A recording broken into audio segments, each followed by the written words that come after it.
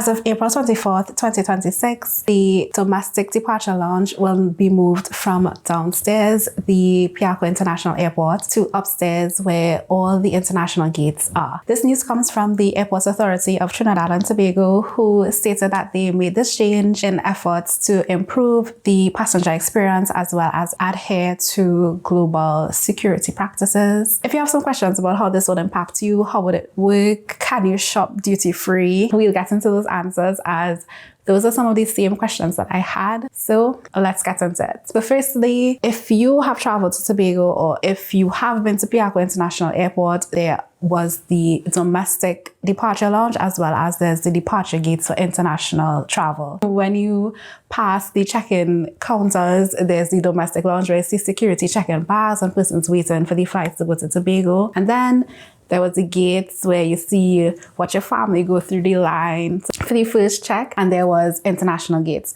So basically now all flights, Tobago being domestic and international flights, will go through that gate. Now through that area you have retail, you have the duty-free shopping as well as restaurants. So Airport Authority is stating that now domestic passengers will also have the ability to enjoy retail and more dining options.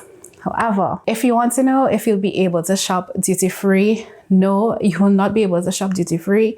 If you are shopping, the duty will be paid on the item. So usually when you're shopping in duty-free, they're asked to see your departure card. If they check your departure card and you're going to Tobago, if you purchase anything, it will be the duty inclusive price. So can you shop duty-free? No. The next thing that I was worried about is that the domestic flights are very frequent. There's a high turnaround. The flights probably run every 30 minutes to an hour, and the ATRs, those planes hold about like 50 to 80 persons. So imagine you're traveling for your international flights, and if you've been through the security gates at peak season, you know how annoying it could be sometimes. So imagine with that, there are 80 passengers that are coming through every hour. So the lines will always be long. And there are 14 gates and there were only 2 security lines as of late.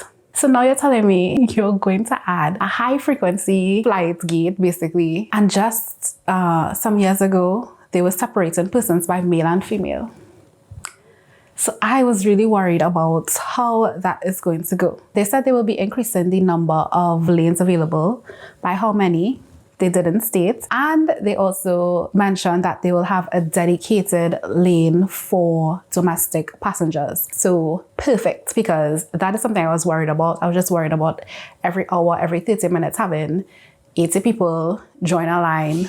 So you're annoying domestic passengers who are accustomed traveling with a relatively seamless security process, and then international passengers who probably may be late, anxious for the flight, and then a long line of people for no reason. So hopefully there are enough security lanes and it runs efficiently as they have in their minds. The next question I had is, for the domestic flights, I was thinking if they were using the international gates, once you come in through the international gates, how would you deal with customs and immigrations? Because if it's domestic passengers, they should not have to go through customs and immigrations. And if you use the international gates, I don't believe there's a way for you to exit without passing through that area. However, it seems like they will still use the old domestic lounge area for arrivals. So once you arrive, you should not have to go through customs and immigration. It seems like it should be feasible. However, if you're traveling to Tobago after April 24th, so in the next month, come back to this video, comment below, tell us, explain in detail, how was the process? Was it efficient? Was it annoying? How many security lines do they have? Even if you're in the airport after April 24th, you can observe and see how it goes. So tell us how it went. And if you came in from Tobago, tell us how that process went as well. Of course, we want things to work well, so hope that it is efficient and it works smoothly, and if it doesn't, they learn their lessons and they're able to adapt and make it work, because we want the best travel experience. And don't forget, now the departure and arrival cards are now online, so I'll post that link below. I hope you found the video to be informative. If you did, don't forget to hit the like button, and safe travels until next time. Ciao.